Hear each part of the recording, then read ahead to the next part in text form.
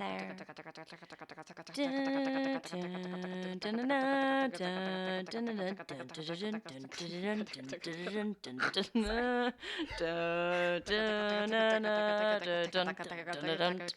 started too low.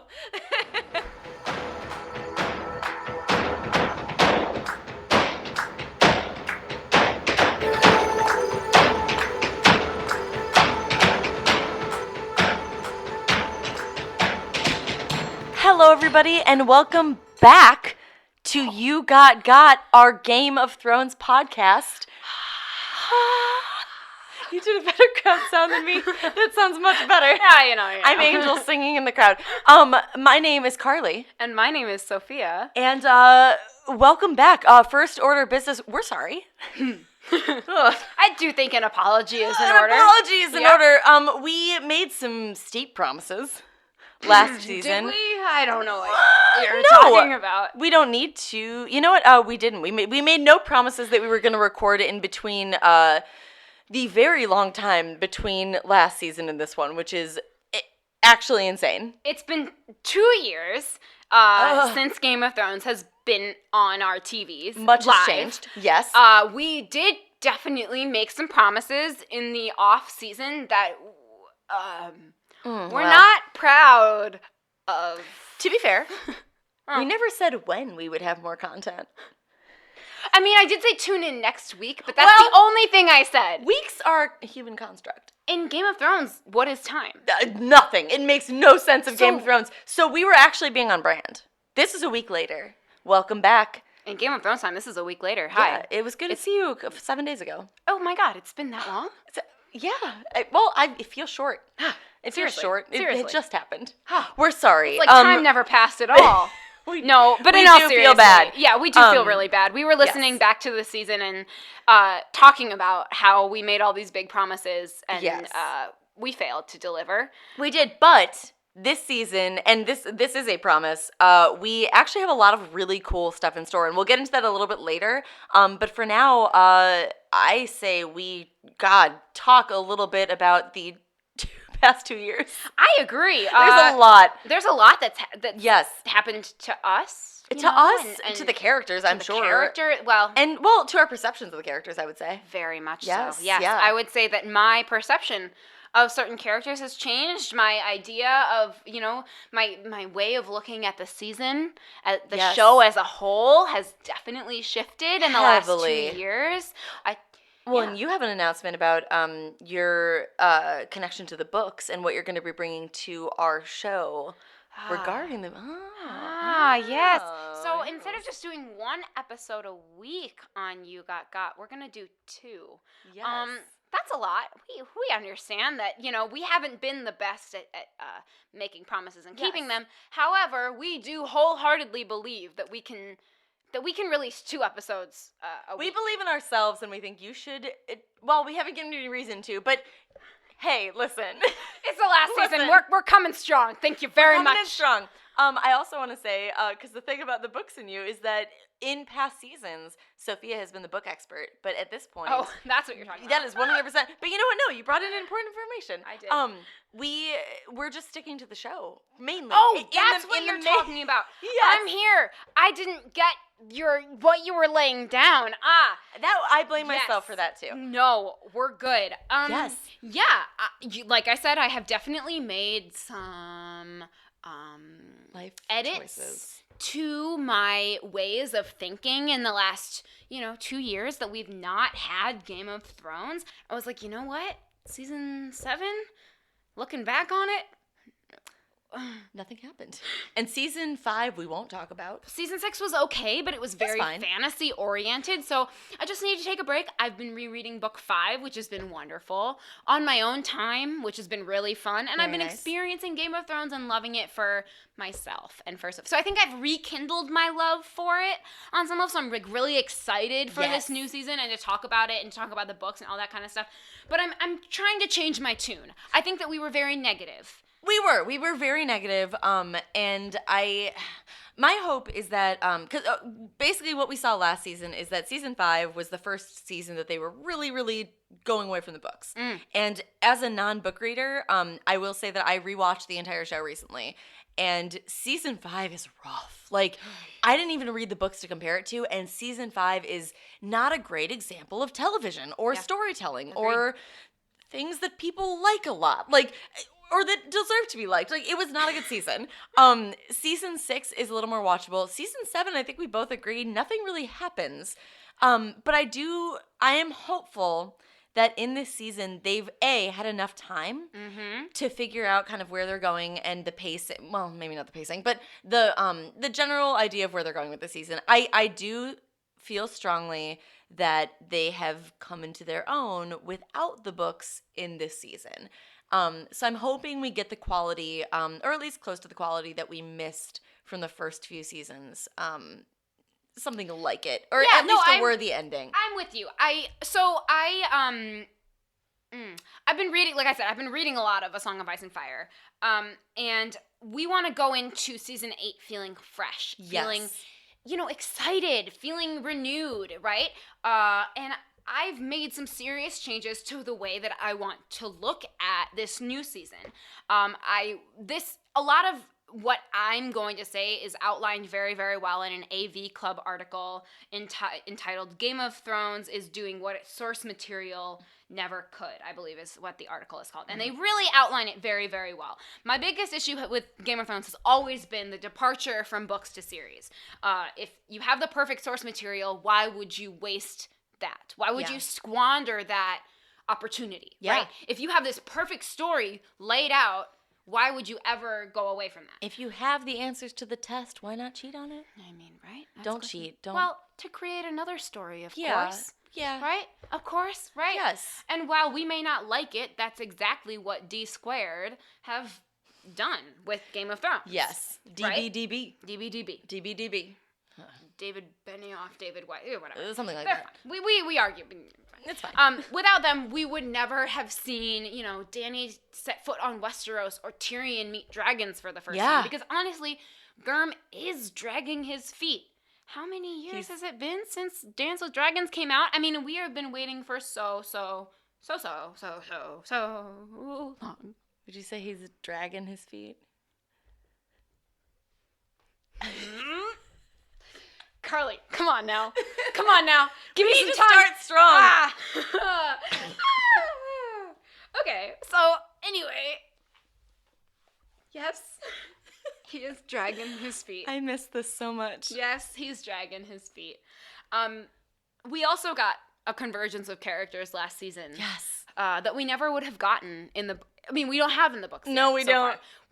I'm not a book reader and I'm still upset. Well, Cersei and Dany met for the first time. We got a convergence of so many characters, and all these characters are basically up north now. Yes. Except for Cersei, Qyburn, the Mountain, Euron. Yeah. Those are like the only characters that are below the wall. Yeah. Right? So there's that. The problem with the show moving away from its source material is that instead of creating something new, it's moved toward a more conventional Hollywoodized fantasy TV show, right? And we've kind of decided to, in the last season, we kind of decided to do away with pacing, right? And it kind of did they. And so did they. Yeah. And it makes sense because, if A Song of Ice and Fire has been about good versus evil, light versus dark, alive versus dead, the books have actually been leading us in the wrong direction as an audience, and Game of Thrones has been doing the work of paring everything down. Yeah. If that's what's going on here. When anyone can be beheaded, who gives two flying craps about White Walkers beyond the wall? That's kind of how the books are, right? It's like, there's this crazy, fantastical thing that's going on. Like, look at how the premiere, the first ever episode of Game of Thrones starts off with this foe who we don't know about beyond the wall. Yeah. But they go away. Yeah. Yeah, they go away and make it nice. So David Benioff and D.B. Weiss did what George R. R. Martin was unwilling to do. Move the plot forward in a way that would work for a TV show. Yeah. He has the luxury to wait. George R. R. Martin can wait to tell this story until HBO has done, because HBO doesn't have the luxury of waiting. Which, and I'll be honest, like, part of me really likes that we still have Game of Thrones or Song of Ice and Fire stories to look forward to after the show is done, because the show is its own thing now. Right. It's not the book. So my kind of hope is that the books end very differently than the show does. I mean, me too at this point. They're completely separate entities. They're very different. And that's what my sort of... I've been struggling with that for the last however many years since they decided to depart from the books. Right. From that source material. It's been a struggle for me to, accept the fact that they're making all these changes, that they killed off Stannis and Shireen and all that, like all the choices that they've made. It frustrates me. Right. So yes, the pacing, the timing, it made sense in the first 4 seasons when they had the books to go off of, when they had that source material. Yes. Now, Game of Thrones is a behemoth of a television show. Oh, yeah. And in order to tell a story in the shortened time period that they've given themselves, they'll do what George R.R. Martin literally is not capable of doing. They're going to pare it down, they're going to cut it out, and they're going to end it. Yeah, I mean, and to be honest, like, any pacing that they do is going to be better than it's been. Yeah. So and at this point, like, everything before now has moved so fast that I feel like 6 long episodes might be all we need, and I'm hoping that's accurate. I hope it doesn't feel rushed. I hope it doesn't feel like they're trying to just be done with it, because I think that would be upsetting as a fan. Like, you don't want to feel like they're just trying to get done with your show. Right. You don't want to feel like you've been short shrifted. No, of course not. Yeah. And I hope that in taking 2 years to develop this final season, and a good story. Right. Good story. That's what they're giving them time to do. Yes. Is they developed a good enough story. They have said that no one is going to be able to call what happens at the end. And it's like, oh, okay, first of all, that's not what we're asking for. What we're asking for is a solid end. A good ending. A good ending to this 8-year, almost 10-year long experience that you've put us all through. Yeah. All we're asking for is that you don't short shrift us at the end of this. Do the fans good. Right. Do good by us. Just do right that's what I meant. Us. Yes. Yeah. That's what I meant to say. Do good by us, do right by us, do all of the above. Yes. Like, we are the ones that have been here since the beginning, so do us justice. Yeah. The Queen got her justice in season 6. Yeah. We get our justice in season 8. Yeah. No wildfire required. In letting go of the differences between the show and the books, I've also changed my tune toward the big villain. And I think this can kind of bring us to the Night King. Yes, and also things we were wrong about.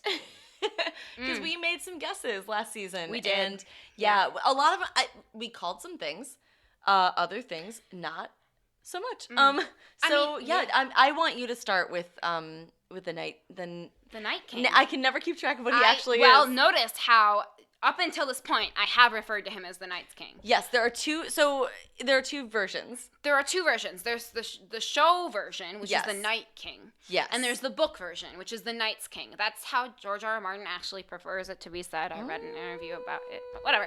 We're fine. Like I said, I'm letting that go. Yes. I'm letting that go. I have ragged hard on the fact that he is the Night's King, and he is the Night King and not the Night's King. Yes. This has been something that I have struggled with for so long.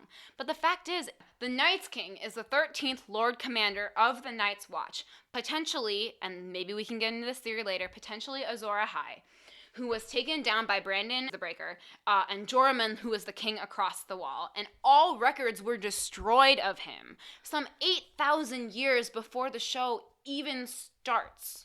So that's the Night's King, right? Yes. The Night's King was a human being who gave into darkness. The Night King, on the other hand, was the first ever White Walker to be created by the Children of the Forest as a weapon to protect them from the First Men. There's no evidence that these 2 are the same character. And while I think that it's completely uninspired to name your villain after a mythical potential Stark King, I do still think that there's a correlation between those 2, and they are connected. Yes. I totally buy that. There's a theory, I think this was talked about on Talking Thrones, which is a Game of Thrones, fan YouTube site, account, who I really like, highly recommend. But basically, the Night's King was actually Azor Ahai, who is the man that defeated the Long Night in the way back when, in the old times. It's possible that this was a Stark. The Starks are the family of the North. So odds are, if you're the Lord Commander of the Night's Watch, you're probably a Stark, because you know a lot about it. He was he lorded over the Night's Watch for 13 years. We're still thinking that this is Azor Ahai, right? Until he went on a raid across the wall and saw a beautiful White Walker woman. The theory posits that this was Nissa, who is the woman that Azor Ahai has to kill in order to create Lightbringer, the sword. He falls in love with her again because he sees her after so many years because she's dead, right? He leaves Castle Black and instead takes over another castle, and they rule for 13 years, giving children away to the White Walkers, babies. A lot of 13s. A lot of 13s. A lot of 13. I know. 13's Ruled for 13 years. 13's an unlucky number. Ruler. Not in my... That's my lucky number. Oh, it is. Well, hey. If he was a Stark, it means that there were Stark children being given to the White Walkers, right? Starks and Targaryens are clearly the powerful blood in Game of Thrones. Starks are the power of the North, are the power of the winter, and Targaryens are fire and blood. Fire and ice. Right. Stargaryens. Right. Stargaryens. Oh my God. The Night's King was overthrown. And, yes. and all records were expunged of him. We don't know who he is, actually. In Game of Thrones, in A Song of Ice and Fire, he's just mentioned. But what if it's possible that the Night King is a descendant of the Night's King and is finally making waves because he needs a strong bloodline in order to continue whatever death and destruction he's raining upon Westeros? The strongest bloodline, of course, is a Stark and a Targaryen. Yeah. And who got together in the last season? The couple nobody wanted and seemingly... I won't say nobody, because a lot of people seem to love it, which we didn't think it was going to happen, and I'm very upset it did. But anyway. This is something we were wrong about. We were very, very wrong about Jon and Dany. Here's the other thing, though, with that theory is, like, Jon alone has that blood. Right. So it doesn't have to be him. Right, he just needs Jon. He just needs Jon. And Jon. he started, but he started making waves when he's marked Jon as his equal. At Hardhome. In season 4. Yes. Season 5. So we know that the Night's King has marked Jon. We don't know why. Night King. Right. Sorry, I'm still working on it. It's okay. Like I said, still working on it. I will get better. So perhaps the Night King is a descendant of the Night's King who needs Stark and Targaryen blood to continue on his bloodline. Whether or not that's actually what happens, I don't know. It's possible. And it's why I'm good at I can call him the Night King now. I like it. I've accepted. I've come to terms with it. It took 2 years. Hi. We're back. Oh. Welcome back to Game of Thrones. You got. You got. Pod. Podrick should be our logo. You got. You got Pod. Rick. Hey, Pod. Hey, Pod. Hey. Oh, he should Pod? be. And yet we have Joffrey instead. It's great, though. It is. Okay, yeah, I really like that theory. You've tried to explain the Night versus Night's King to me before, and it has not. I've had trouble with it, but that helps me kind of like sum it up in my head. I'm glad. And it's confusing. I get that because why would they just if he's a different villain? Why don't just give him a different name? Right. Why just take the apostrophe S out? I don't get it. It doesn't make any sense to me. But that's how I'm operating. I'm operating. I feel like this is the first time for Game of Thrones in a long time where I genuinely have no idea how this is going to shape out and what's going to happen. And I really love that theory about the Night versus Night's King because I haven't been able to understand it up until this point.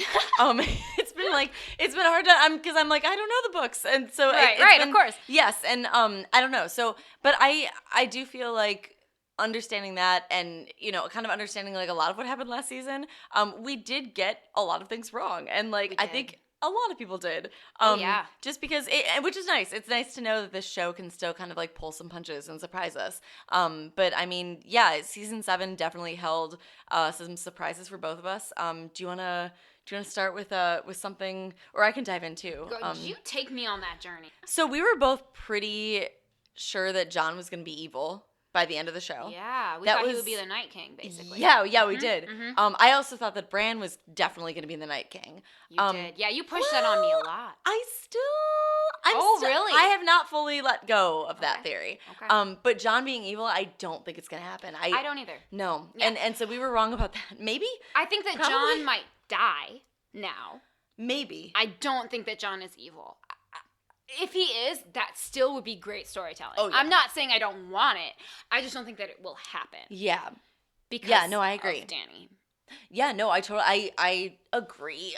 It's a romance that I don't want, but I guess it leads to a story point that I like better, which is him not being evil, because he doesn't Apparently need to the be. baby is very necessary in the plotline, which you and we talked about a little bit in the season 7 finale. Yes. We talked about how the baby was definitely a thing that we hated and were wrong about. It's the worst thing. But we were very wrong about We were that, super wrong.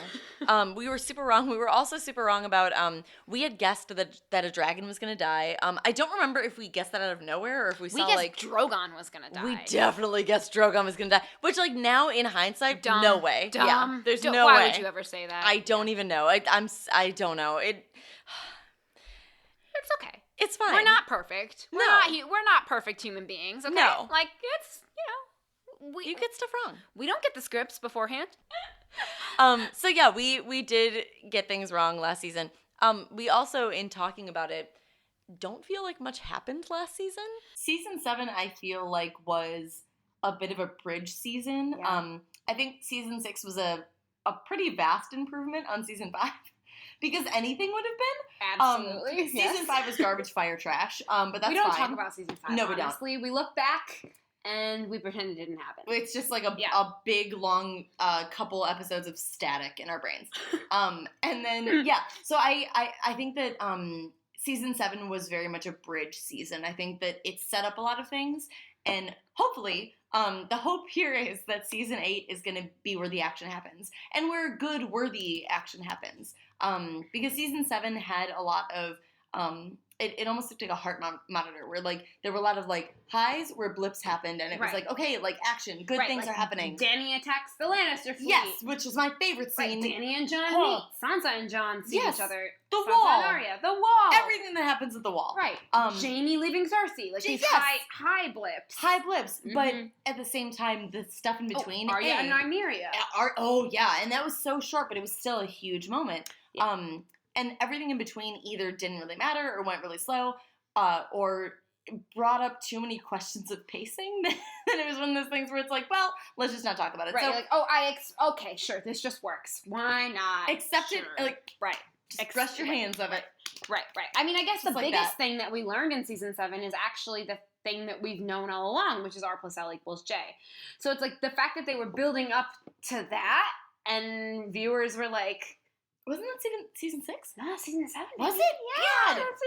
I know. Season 7 was very much a bridge season, getting us to where we were and or getting us from where we were to where we need to be. Where again, hopefully, the really, really good, meaty like action we want to see happens. I agree.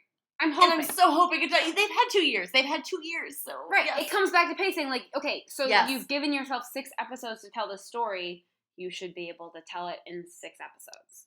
Yeah. Long episodes that have taken 2 years to plan. Right. That's a long time, which I respect. Right. So let's recap season 7 just a bit. Please. I don't think we need to go back into the nitty-gritty of what happened. No one does. However, I think that there were some losses that we experienced that we could talk about. Namely, Olenna Tyrell was a very R.I.P. R.I.P. Moment of silence. Pour one out.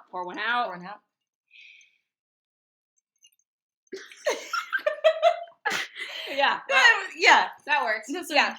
Good. She went out by choice. I mean, she took the poison. She was like, yep, swallowing that. Thank you very much. She went out like a queen. She did. Like queen should. The queen's justice was not Dany. It was Olenna Tyrell. Yes, it was.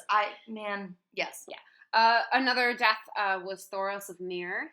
We lost, which means that Beric Dondarrion will not. We saw that he will be in this later season. We did, he has been in a few intros, promos, so we know he will be in it. It means that... And I will say, too, we have seen that Melisandre has the power to bring people back. Right. So, there is that out. So, we'll see, but I don't know. Yeah, I don't think that... Well, here's the thing. Beric is at the wall right now. He's at East Watch by the Sea. Melisandre is not. So, I do think that Beric will meet his end. However, it's okay because he watched Thoros die. He knows that, the next death will be his last. So I think that when we lose Beric, it will be poignant and important because his last death means something. Yeah, which we kind of haven't had in a little bit. Nope. Yep. Haven't been any meaningful losses. Like, even the wall, which we will talk about in a moment, but I kind of wish some people died that didn't, which is right. rough, Like, why was that last episode when the Night King, there we go. I called myself. Still gotta get used to it. I huffed it. We're good. When the Night King broke through, we didn't lose anybody. That final, the finale, it didn't like throw it in our face that the Night King could wreak havoc. Right? And we've seen in the preview that I think Tormund was the one that when you look at the end of season 7, it's like, well, did he survive? Did he not? Yeah, Tormund and Beric. Yeah, they're both totally there. fine. Mm-hmm. They're fine in the preview. Right, so we see them both. Right. Yep. So we know they're okay. Which means that at least Beric will survive somewhat through the first episode. Whether or not he survives more than that, we shall see. But Thoros dying means that Beric will die. Another death we experienced was Benjen Stark, which his hands now forever cold. I have no comment on that. Literally no comment. But true. The fact that they made Benjen Stark cold hands was a big problem of mine last season. Yeah. Honestly, I still have an issue with it now, but it's not that Benjen Stark is cold hands. Let me just say, like, that correlation makes sense to me. It's the fact that they chose to play with it for as many seasons as they did and not, like, confirm it until the After the Thrones episode that they confirmed it on. Yeah. So his death sucked because it was a Deus Ex Machina moment to save Jon Snow. It was. That was it. There was enough room on the horse. There was enough, like, it doesn't, I'm sorry. Like Rose and Jack. It's exactly like there Titanic. was enough room. Exactly. But the biggest loss we experienced in season 7, Carly, yep, that's the face, was that of Viserion. Do you want to take us on that I don't know if journey? So, okay, here's my thing. Here's my thing with that. First of all, just little bullet point note. We thought it was going to be Drogon. We were horrifically misguided. Jesus, why would we ever say that? I don't Drogon actually know. is the only full-size dragon that Daenerys has. Yeah, I know. Why would he He's be the her one Balerion. that died? Right, he's her Balerion. He is Balerion reincarnate, although smaller. Because which is literally, nuts. Balerion was so big. If anybody's reading Fire and Blood, which I am currently reading, and it is fantastic, Balerion's big.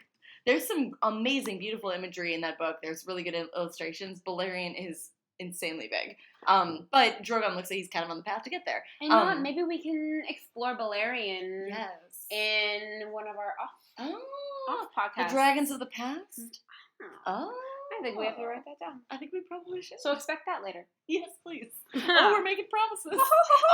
But you know what? We need to make promises this do. season and actually keep up with them. We're gonna, I promise. So, yes. The loss of this dragon was really hard. Yes.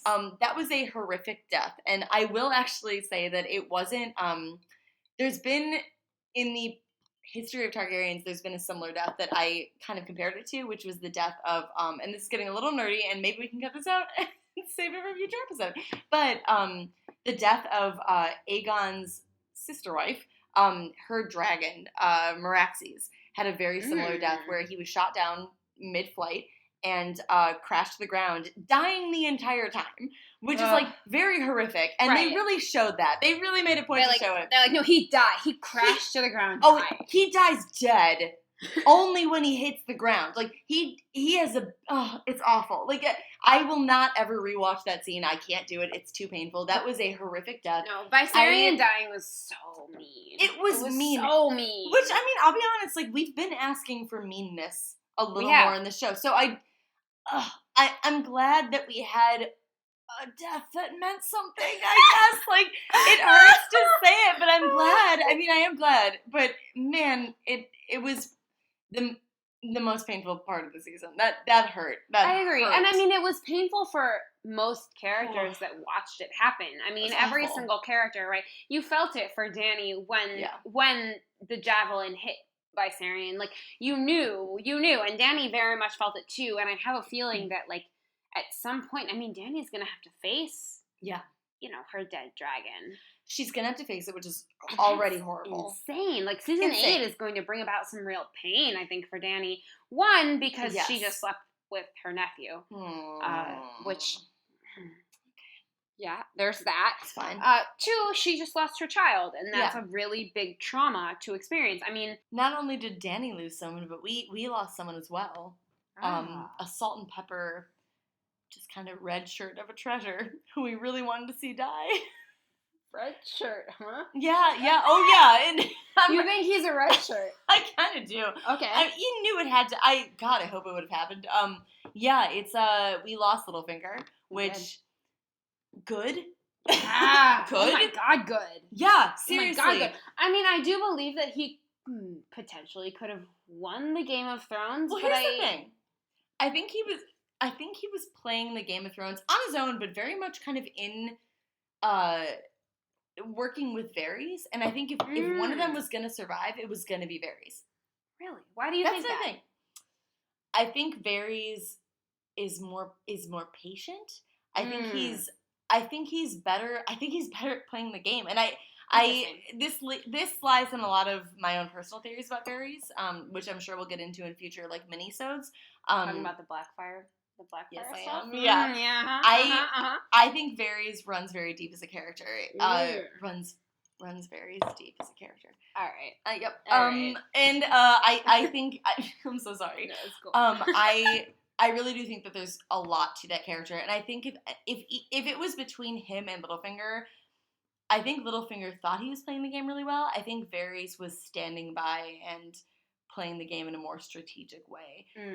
Because I think Littlefinger was playing the game specifically to get the throne. I think Varys is playing and specifically to get Sansa, right? I think that Littlefinger had a very particular goal in mind, which was Sansa Stark. And awful. Yeah. Oh, well, yes. Awful. Whereas Varys doesn't have that going for him. Yeah. He just has survival. And if anything, if the show has proved anything to us, it's that anybody in love might be in danger. True. It's like a horror movie. True. Anybody who's had sex and but in love, not safe. So do you think Grey Worm and Missandei just will not survive? Well, to be fair, they haven't had the typical way we think of sex. That's true. So I think if Grey Worm goes out, it'll be in glory. It'll be in glory. I agree. And I think that, the Battle of Winterfell episode will be very telling. I mean, obviously it will be. I think that is going to be episode 3 of season 8. I would agree with that. It's going to be an extremely telling episode, and I'm very intrigued to see, what will happen after the Night King lands at Winterfell. So I think we've covered a lot of season 7. I mean, not a lot happened in season 7. Season 7 was it was action-packed, but it was an action-packed in a way that it was, oh my God, what's the word I'm trying to use? It was microscopic in a way. I like that, yeah. I think it was, you're right, there is a word for that I can't think of.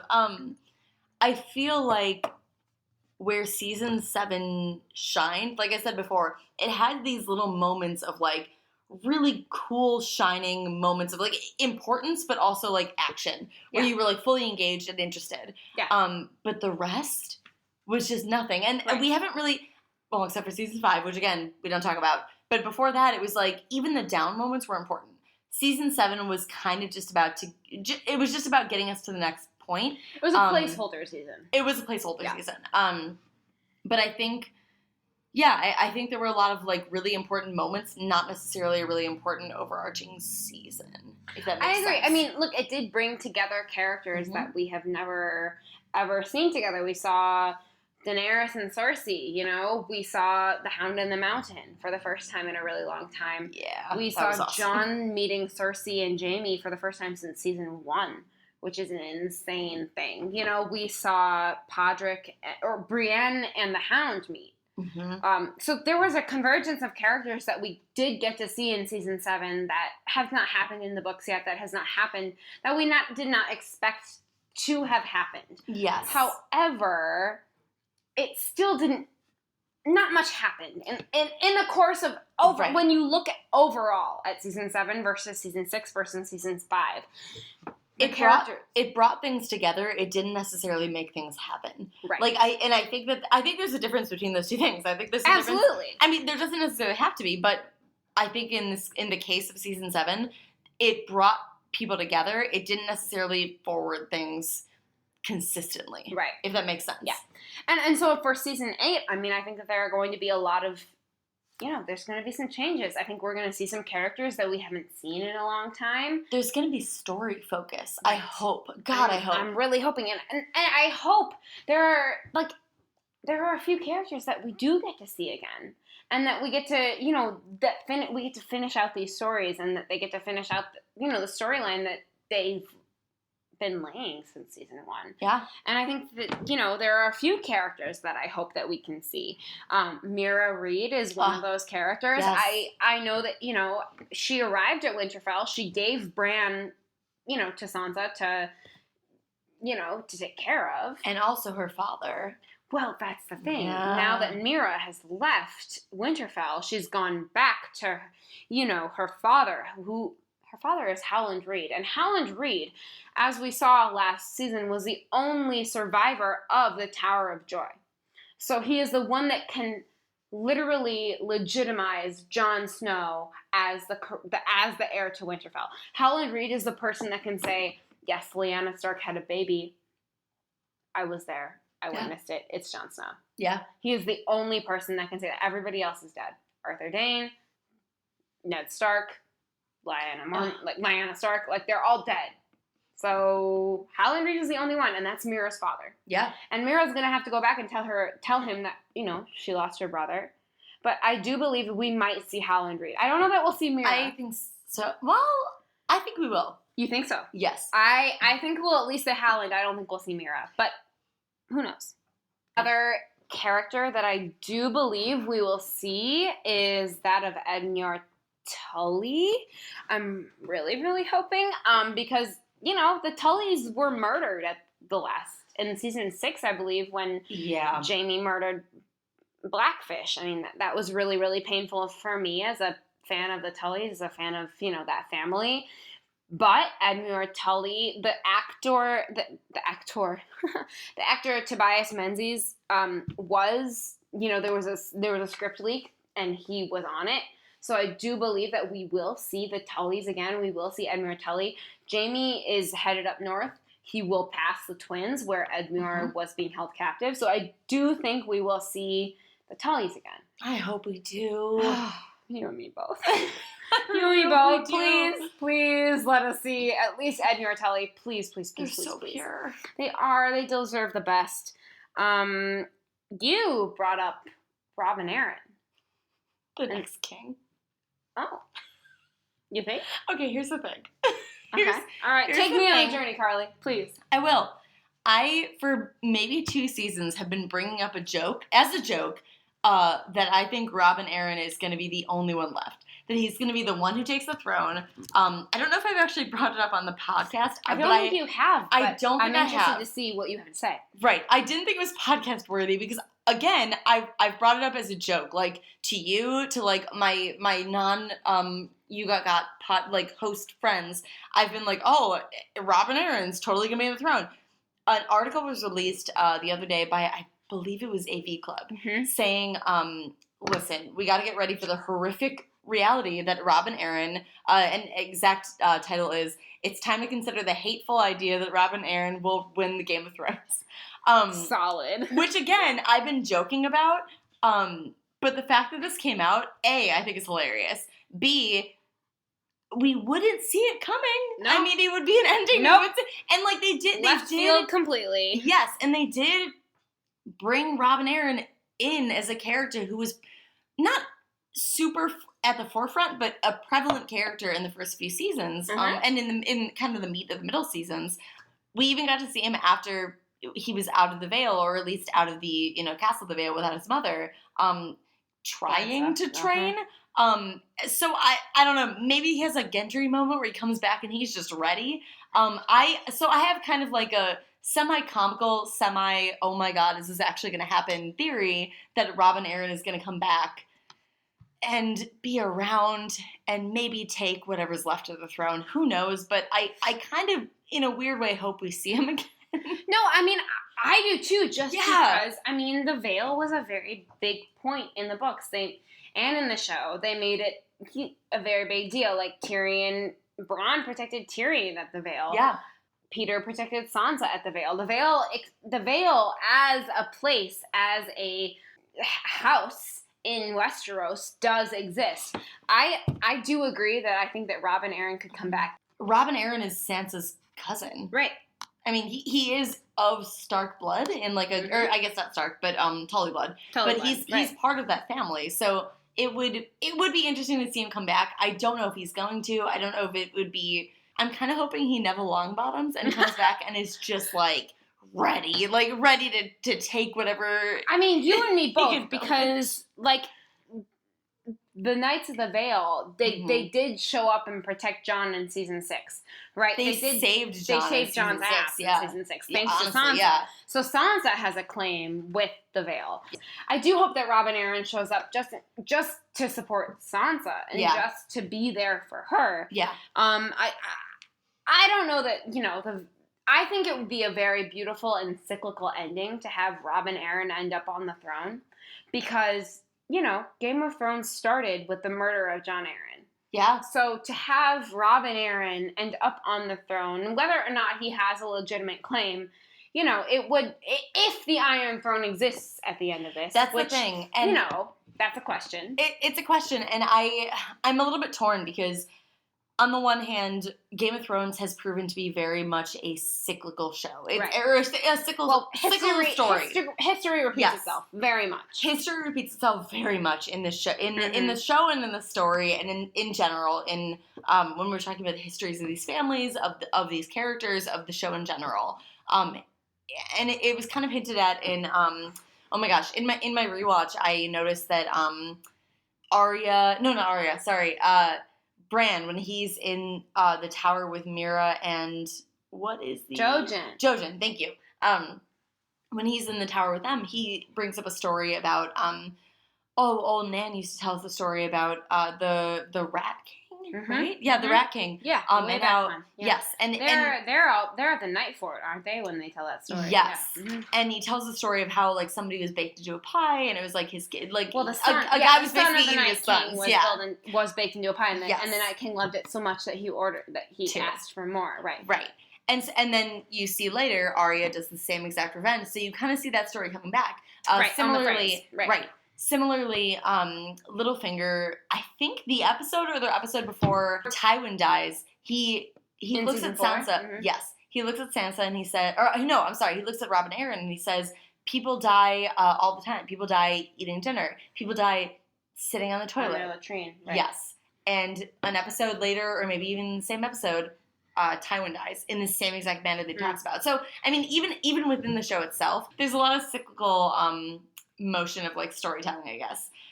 So I don't know. I do think that it would be fitting for Robin Aaron to be sitting on the throne, or at least to be like taking some kind of authoritative like stance role. Yes. Well, I mean, he hasn't been in it, and I know that there was a leaked script where his name was in it, and I don't know. I'm not sure that that's. I don't know. However, I would love it if Robin Aaron showed up and if Edmure Tully showed up again. Like, that would be fantastic. It'd be amazing. That would be fantastic.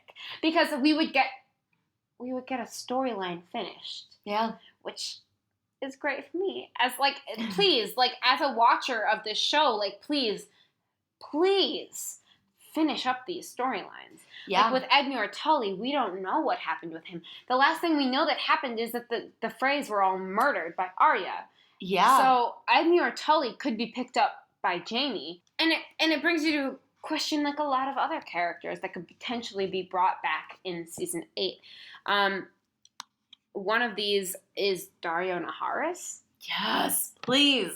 Oh my god. I mean, it's totally possible that he could be brought back in season, I don't even remember, season 6, season 7, when Dany decides to leave.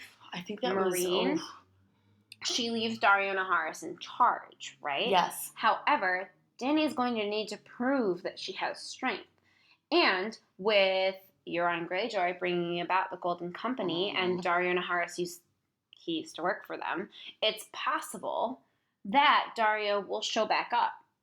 Michael Huisman has been very tight-lipped on whether or not he'll come back for this final season. I like to think we're going to see Dario Naharis again, especially if he has to fight against Sir Harry Strickland, who is the leader of the Golden Company. He's a character in the books, and I would be very interested to see Dario in comparison to him in the show. That would be a very interesting comparison. I would love to see him come back. I really would. Yeah. I want to see where he is at this point. I agree. Yeah. I agree. And that same thing goes for, I mean, who else? Let me see who else I have here. I also want to see too, because you said Dario worked for the Golden Company. Yeah. I want to see what side he's on. Yeah, me too.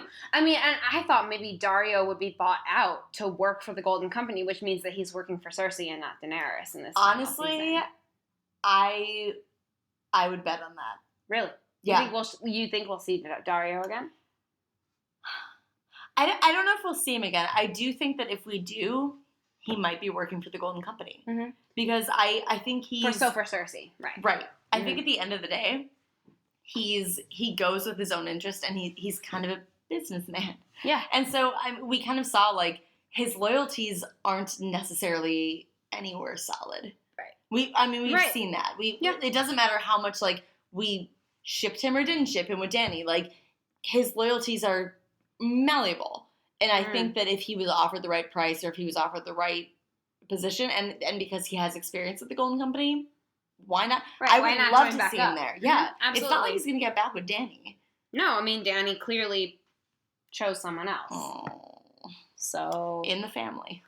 All in the family. It's on brand. Look, once he learns, we'll see. Another character that I think that you should look out for is Jan Royce, who, since Peter Baelish died, is now the leader of the Knights of the Vale. He's actually been in it for a while. He's been in it since Peter threw Lysa Arryn out the moon door. So I do think you should look out for Jan Royce. Another few characters that I think we should look out for are the House Umber, because there was a leaked video of the opening credits, and in it the wall is shown with a crazy hole in it.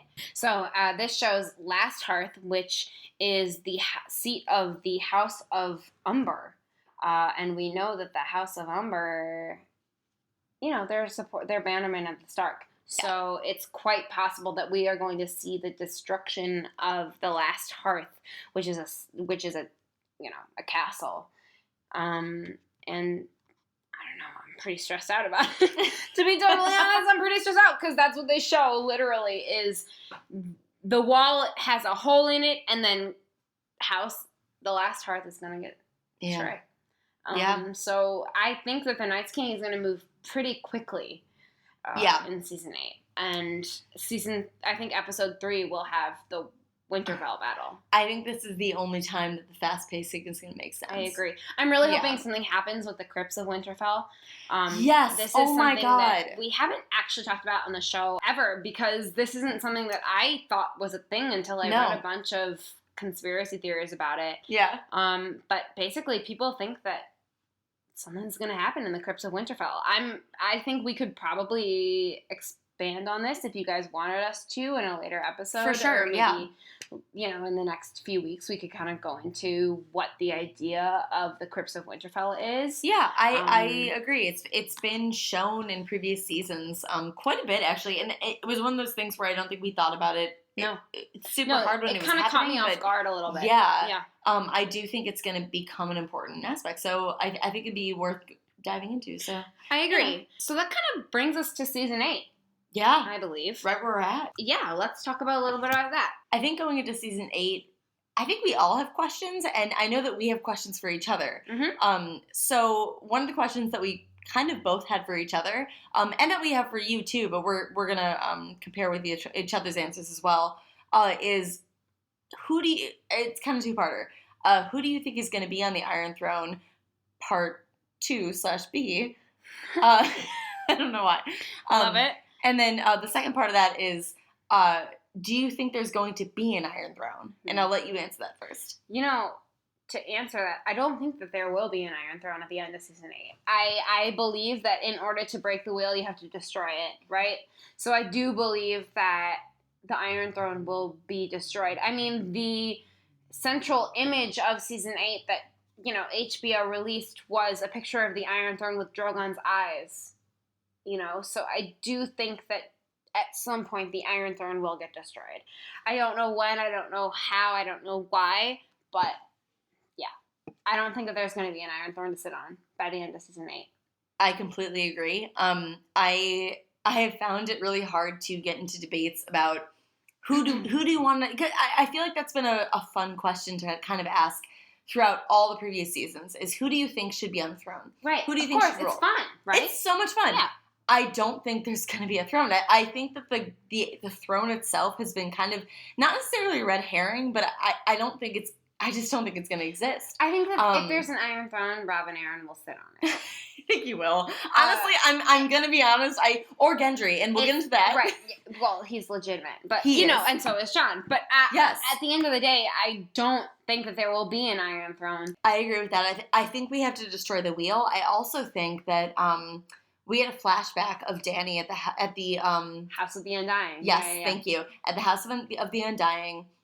There's been a couple of different ideas of what this scene meant, but it's basically her going to the throne while snow is falling on it, onto the throne, onto her. Snow, you say? Exactly. So there's two meanings to this that you can take. The meaning that I took from it immediately is that the army of the undead is going to descend on the throne, and basically none of this is going to matter. Right. It will destroy the throne. Right.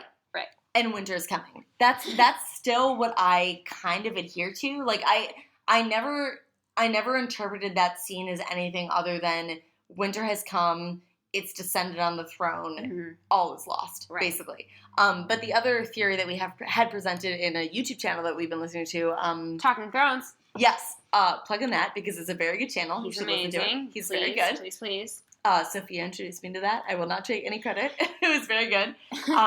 But this channel introduced the idea that the image that she saw in the House of the Undying with the snow falling into the throne was actually an allegory for, or I guess a metaphor for Jon Snow. Right. Snow falling means Jon, which means he is the one preventing her from sitting on the throne. But I will also say, I do kind of have a Buck Wild theory, kind of related to a bastard sitting on the throne.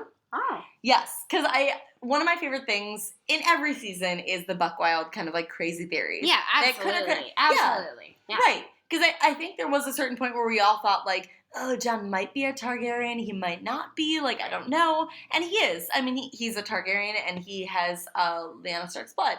So he's that perfect mix. My current favorite Buck Wild theory is that Gendry is not only a Baratheon and the technical, like, heir of the throne, regardless of whether or not it exists at the end of the series. My favorite theory is that he's actually the legitimate son of Cersei Lannister and Robert Baratheon. And yes, the evidence I have to base this on, it's a theory that I came across on Instagram. I believe it was. Yeah, Instagram. And it has to do with a one quote that Gendry had about his mother. And it's when he says that he remembers that his mother was of golden hair. It's not much, but who do we think of? Well, it is a lot. He mentions it as a bar wench with golden hair. However, Gendry as a baby would not know the difference between a bar wench and a queen. Like, as a child, you don't know that. So yeah, I was intrigued by this theory because in rewatching the series in the past few weeks, I was very kind of hooked on the scene where Cersei and Robert have this exchange of them talking about their relationship and how it kind of happened. And it's a fantastic scene. That's in season 1, isn't it? Scene. Yeah. It's in season 1. It's in season 1, maybe halfway through, I want to say. Yeah. Something like that. And it's a brilliant scene. It's basically, you know that there was a bit of a spark, at least on Cersei's side. She was in love with him. She loved him. He won the Battle of the Trident. I mean, Robert Baratheon was a war hero. Yes, he was. So of course she fell in love with him. She fell in love with power. Yes. And she fell in love with him which makes sense because it's Cersei. Right, exactly. I don't believe that she fell in love with him, the man. No. I think she fell in love with him, the power. Right. She's always wanted the throne. We know that. I won't get as deep into it as I could, but basically the amount of time that it would have taken between her having a first child with Robert, before Joffrey, before any of her kids, with Jaime, before any of her 3 legit, like, gold will be their crowns, gold will be their the shrouds. Maggie the Frog prophecy. Exactly. Right. She did have a child before that, and she's talked about it with both Robert and Catelyn. So we know that she wasn't just lying to Catelyn. Right. We know that there was a child with her and Robert. Whether or not no matter how long he lasted, no matter what happened to him, we don't know. But my big theory is that they did have a child. He didn't necessarily have a fever. I think that she maybe gave up the child because she was at that time realizing that she wasn't in love with this person and she didn't necessarily want to raise this child with him. Gold was not his shroud, exactly, therefore. or his crown. I mean, like, and we can take that as his physical crown, like, you know, an item, or his hair, right? Mm-hmm. So I'm kind of a firm believer in the fact that maybe they had a kid together and she gave that kid away, because I cannot believe that she had a child that died. She's a fertile lady. It would devastate Cersei. It would devastate her. Yeah. It would, and it would change her. And I don't think that's what changed her. I think that I don't think that's what did it. One of the things she's talked about consistently is her love for her children. And she's talked about that with Sansa. She's talked about that with multiple characters, of just, like, you love your children. Like, your children are first. Your love for your children comes first. I think that if she had a child with Robert, instead of ridding herself of it, she would have given that child away. Right. Instead of, killing it or going to extreme lengths. Right. I think she would have given it away. Right. It was her child. Cersei is nothing without the love of her children. Mm-mm. And I am a firm believer in the fact that that first child that she had with Robert, she could have possibly given away. Yeah, and he could be Gendry, because the timeline does line up. It really does. I mean, Maggie the Frog only talks about 3 children. We have no idea. Cersei could have had so many more children other than that. And the 3 children that were prophesied were just the children that she had with Jaime. That she raised. Right. They were just the children that she raised. Right. Yes. Yeah. Yeah. No, and also, when Maggie the Frog says you will have 3 children, it doesn't necessarily mean that's all the children you'll have. Right. You'll have 3. This is what will happen to them. Right. No, I love this theory, and I think I'm a big fan of it. I tried to punch a hole through it, and I mean, that's extremely possible that Robert would not have let her get rid of a child. And also Gendry does remember his mother being of golden hair, and at that point it's like, is he old? How old is he that he how would he have remembered it was Cersei? Right. I mean, his mother still could have been a bar wench with golden hair. Sure. It still could have been Cersei that was his mom that gave him up. Sure. He was born in Flea Bottom. Right. Supposedly. I like this theory just because it gives Gendry a bit more importance and a bit more legitimacy. Whether or not it actually happens, I don't know. I do appreciate this theory. I don't think that it would happen in the books. However, I do believe it would happen in the show. Yes. And I completely agree. And that's what I like about it a lot. So I agree that Gendry could potentially be on the Iron Throne. However, I don't think that there will be an Iron Throne at the end of it. So I think that, Cersei will be destroyed at some point. I'm Gendry or die. I think there will either be Gendry ruling or nothing. I don't know. You don't think not Jon or Dany. It's I don't Gendry know. Here's the thing. I think Jon is a great leader. Dany's a great conqueror.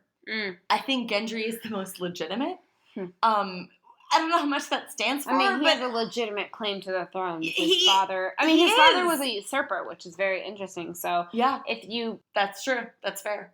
Yeah. So, I mean, there's a lot of different ways you could go with that theory, but I appreciate it, and I really do like what it stands for. I dig it. I think, I loved that theory when I first heard it, and I've kind of latched onto it, because he's been brought up so much that I feel like there is a significance to that character. I would hope so. Yeah. I would hope that Gendry means something and that he wasn't just brought back for fan service. Right. Yeah, absolutely. Mike, I have a question for you about Ask away. So there's been a hint that clearly humans can be turned into White Walkers. Yes.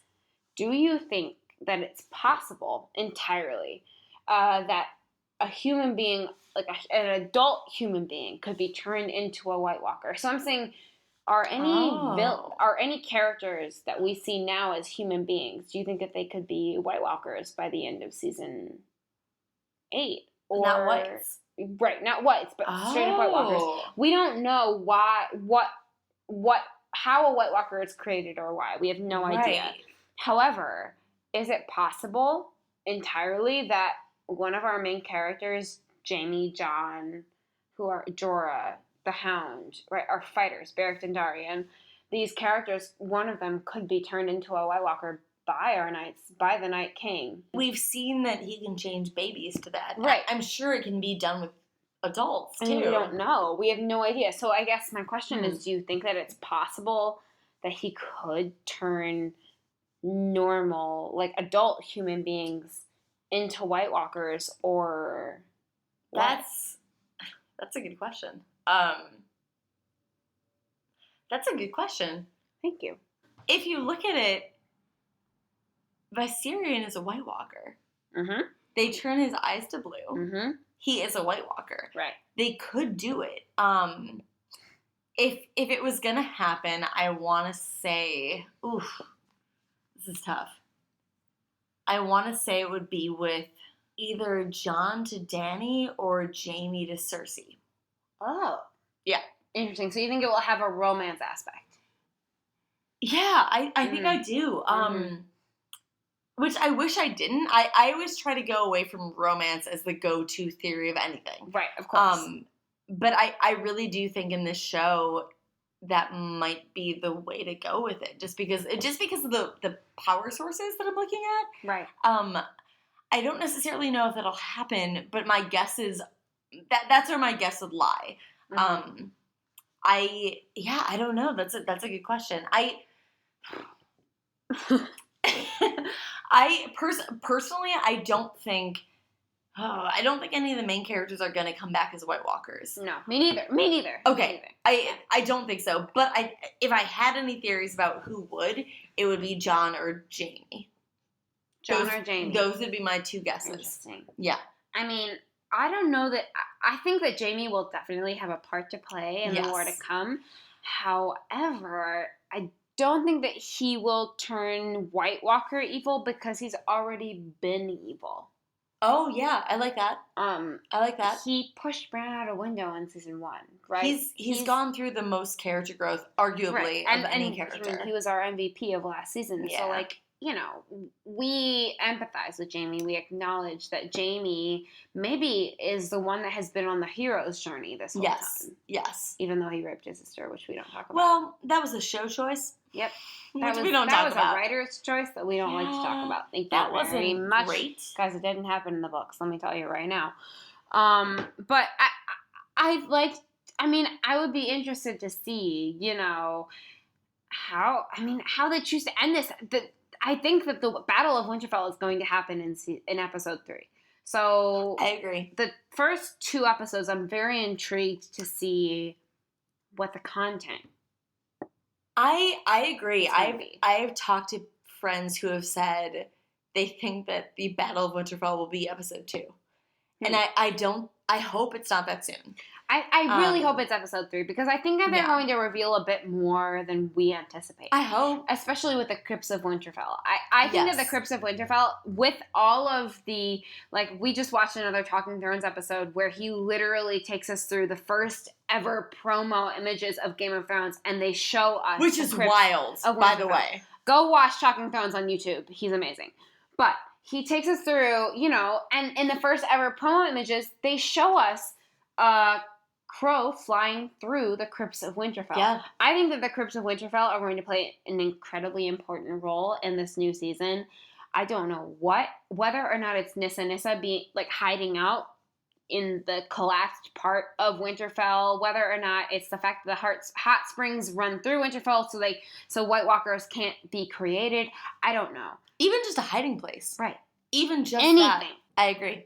Yeah. I totally agree. I think that they've been brought up so many times, even in times that we didn't think that they were necessarily, like, important. Yeah. When Bran and Mira and I think it was Jojen and the Wildling, they all hid out when the farm boys were burned.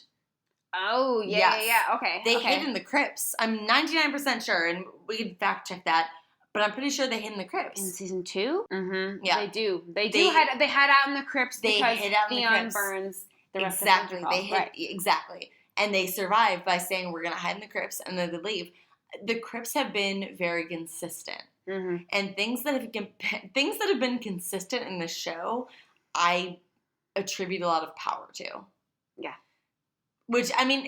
And they showed promo images of the 3 children. Yeah. In the crypts. Like, there's clearly some power having to do with the crypts of Winterfell.